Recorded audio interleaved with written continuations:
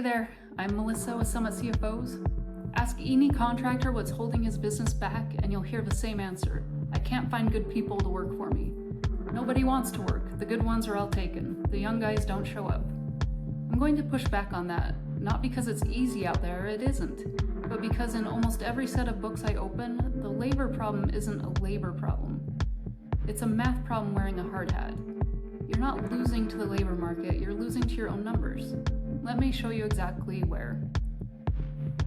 First of all, the story you're telling yourself. Here's the story.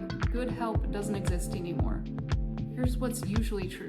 The good help exists, it's working down the street, and it's getting paid more than you can afford to pay because your pricing won't support it. That's a very different problem. One of them you're powerless over, the other one is completely in your control. And you can't fix the one you're actually in until you stop blaming the one you're not. What an employee actually costs you.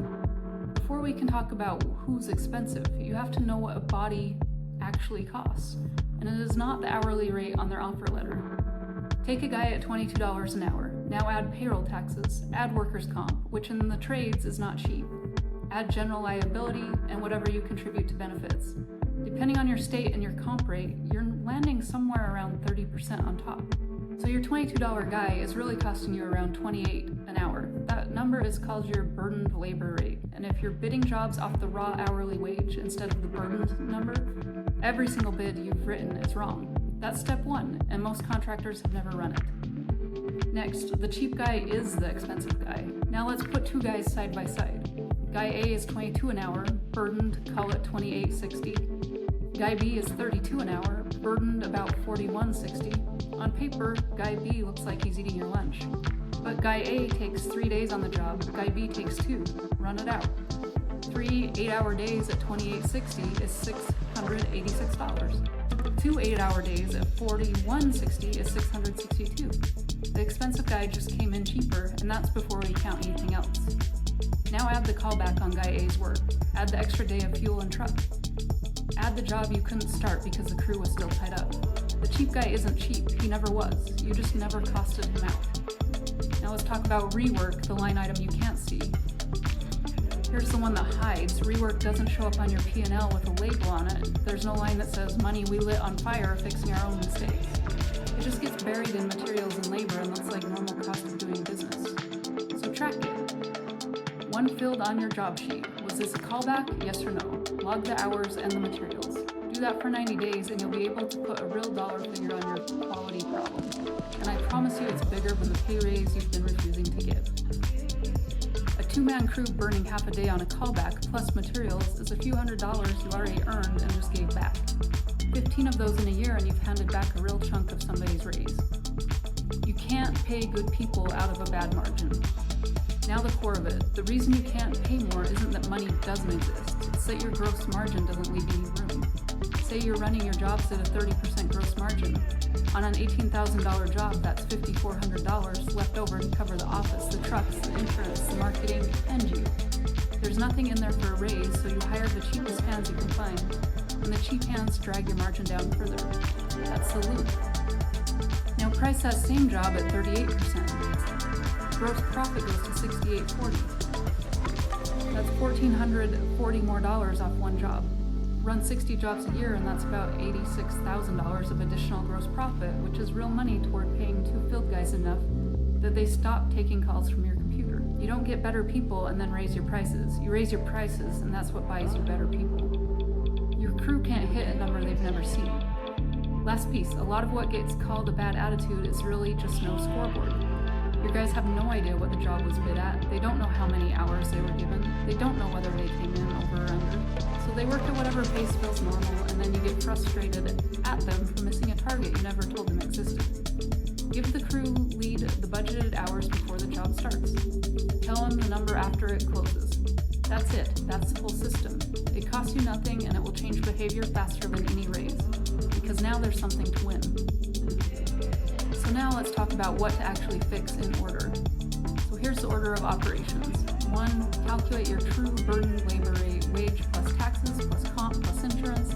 Bid off that number, not the wage.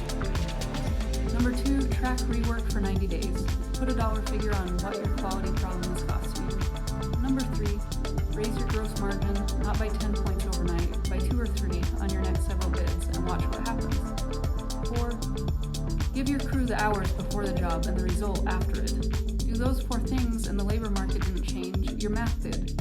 And suddenly you can afford the guy you couldn't afford last year, and you can afford to keep him. Book a call and see how we can shore up your cash flow. While you're on the job site, we're on the books, making sure the numbers measure up. Have a great day.